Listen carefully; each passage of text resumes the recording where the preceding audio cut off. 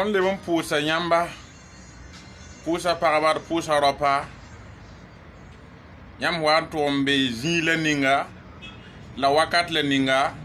ti ton gwa ma hantata yamba ton poum ketembe ne yamba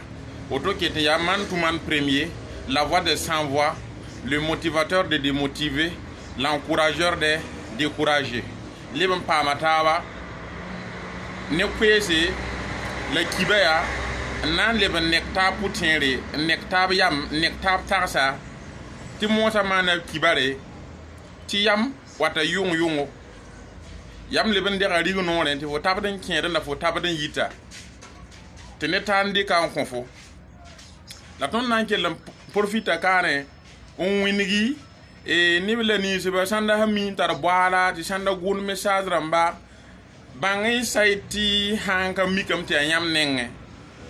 ton video ra man tat yam daba ti yam partage do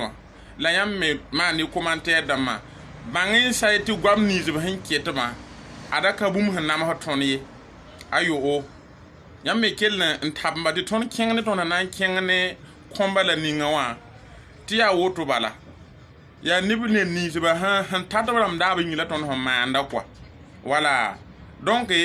yibi yo ton na shone taba ton na shone taba granam ba gwama surtout ton yopa ton do tasa lar kiem da mbasanda ti de pudum mimin ti de yopa sanda be han tum tuma ntar yamber ntar ide bera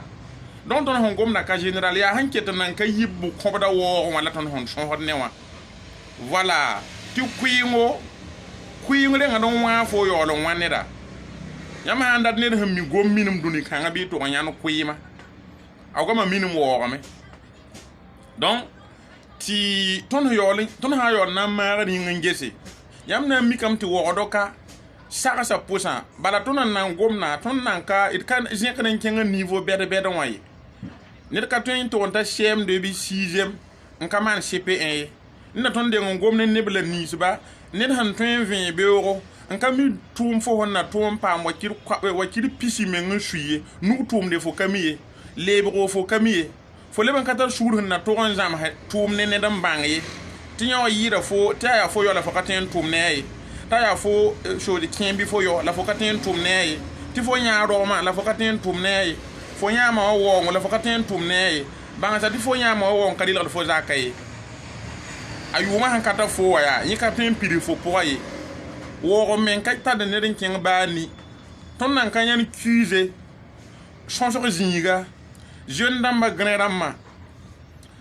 wadi ya o zini nga pinu kenga tiam dikan de kala machine pinu kenga ma re mo pinu ramba tiam zambe yung tiam yektabe ya ne den logo 6 metre ya ne den piro yo soka yam na ya kom yam na ya yibu adyo ka bum na fa yam ye nyoplam kem damba wayti yikan tume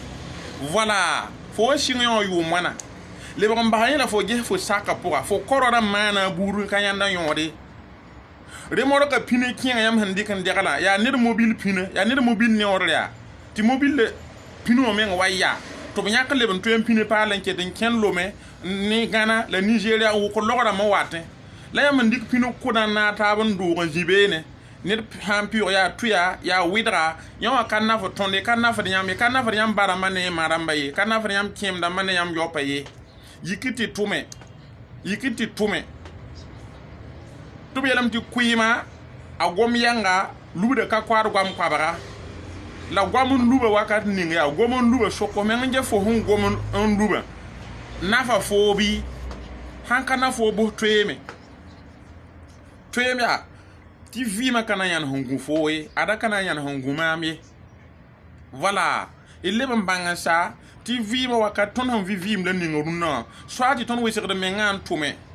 mba wo tum katar yaalare ni yaalarambe yam hanza tuuri tuseyi tuspira tuspisi million ndika ndegalare to soka yamange hanka ne dan soka yam tiam to yam tum ningam paama nan kan ne ligre jugu hon golse ta avara sara taw ka sara paama ligre kanan to haneda ti fo tubo ko don paam ligre kanan to ne fo mana ko mer han paame ya hanna yile wa tum hanzema fo niveau bo tume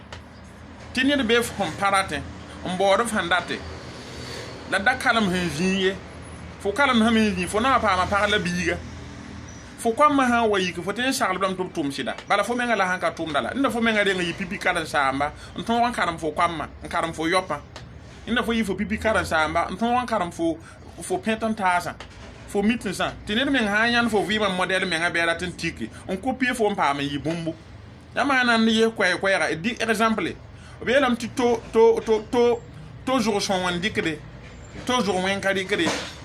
to shora tengi ha men zan ha shor boto budu voilà ya yele bunu kwa kayete soy so han ka to mbo na ti tuma donc on entara gwama banga sadi fo men zin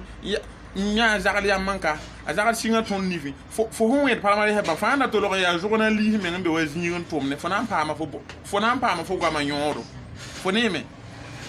la han ta wo menga to nya kema ya yoto de vam kana kenge nyime ngane ma han twen be wa mane to nya yo ya na ran to me ti de fo ka twen ti fo kana yale an pana so man be base arla ka tala to han ka be ne pam to on yid ne ka be ne tala wati na ta ban ge ne bi ni ze han yid ton ne yama ya mbo yam yid ton ne ligida pena ka mbo yam pam mbo yid ton ne zar lafi la jo lafi il pena ka mbo yam pam vimde ho zin fa fo ha to zin ya fo vima yella fo to hoda ha ya ned man fo ya ned fo zin to fo man ne de fo ya maleka be aw fo zin man ne de dar fa ne de man fo dar fa ne fo na ned han to hoda yello patar boom yet ned fa to hoda ne ngni fo me na pam boom ya vima men la woto kanyam yel kwa adam bi men ga yama men ga ya boto to so buda na ba jouer da men ngani na min ham min kale en kan ne do lub men ti am ya at paris ta men ngale ba kan wet ni ka man ba fi ka yeli le yi so ba han kan na fo ton bi ton tum nan na ton na ti woto ya yibero ti de mesine de inspiration men wa bilifu wala to ha wa bala tun ka shinni de don gwa mo kote wa ka bumun na mo ton kwa yam ha to yan net han jet wala ton video ramma nkela ton audio ramma ti na ma da so ta ken nan ka tin ngusi bi am ye nkira dan la yam basa yam ye ngete la yam basa yam tin di ta mut net ni ti mu yam lo ka tara ndar sahaban dio yam tin ye dai fu mi we ti ni tin tin ni da fu pe la kan ye la vi ma me ya boto bala donc yam ye la dik yam 5 ans am passé ni bili se han jobo hodo ba kwa ti aka nonga yori ta yor mete goma la ton hange ton gomna la nora kibra gwa mi hinga ton me do ne goma na goma me ti nan na fora ne goma na fe nka pa kabra me ti ba me sare ti la ya boto bala kwa ti mara ba bielam ti mo sama na kibaria ti katan ha ton kizanga ya kizale man tu mana ila antara ngwa bala ti ba mam yigin kerunna yam katenti video da mam meneme e katenti audio da mam meneme na ko bo man leben créer groupe man tu man pereme WhatsApp nan créer Telegram ti son da net haba donc video me nga mi ko hor man wakat ni nga ya ne ton me tara ne ti son net haba en privé sur WhatsApp ya son saka donc wena sontra net fa la fi wena koriam soma wena manra net fa zamane wena manra dambo wena gwila gwin so wena gwila gwin za haram gwin nu to namba wena riki yam le minga yam han taran dat ne taba wena de ngon kwanyam la yolon kwanya taba yama wananti man ne do fa bi mana do ala nin kode ha mi kam ti fo ndat ne ba ne da wena de ngon fo ndat ne ba ha ya wen ya wena de ngon fo wen han de ngon yo fo bum ti fo ne ti ne na pata ne ba ya fo de ngado be nti ne ti bwanga ya atuka hantwan donc yelam na wa ni kiba de olem shanta bilfu wala yeti ni fa man doara fa na man ne doa bu man la fo nin kode yamba ni reporta da ma kodam sida yam orange money wa yam patar kodam sida donc code me gwam po ngai kodam be de fa ngom ne nin kode am ngai de kura hada ta yam haya yam wenga la mi ta yam ya so ba fa ngom nin kode aso me anan de kode la inan dika biliru yelam dinin kien wa kien raga ya nanti ko sa nosi anti taraga wa raga nori ne de yaka je na wudun yaka papa no haya ko la dinin kien meta ko hodam tayeti yel kabe bi waya tum faran kien ko ho kwan ya la dam dana man kien tin ton me hambe kat yam me lisa dan gid ko hodon ya soma la kananai miti je so point awo ga nin kien mala Tini kema shi de koya wa en soka ti no haya wana tini kema yela haya no sa ya ko ba shi le pi no ma ya ko ba tata exemple quoi ta ken ra rapwa ko no ko ba so be kayelo e o ko ni kema ko ba tata wa ya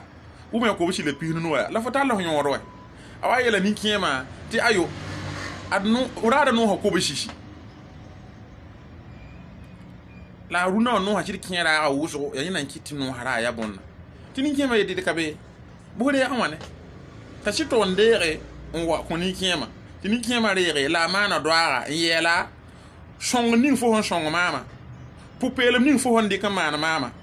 wena kidi pupelem kan po fo tan ha yon da teka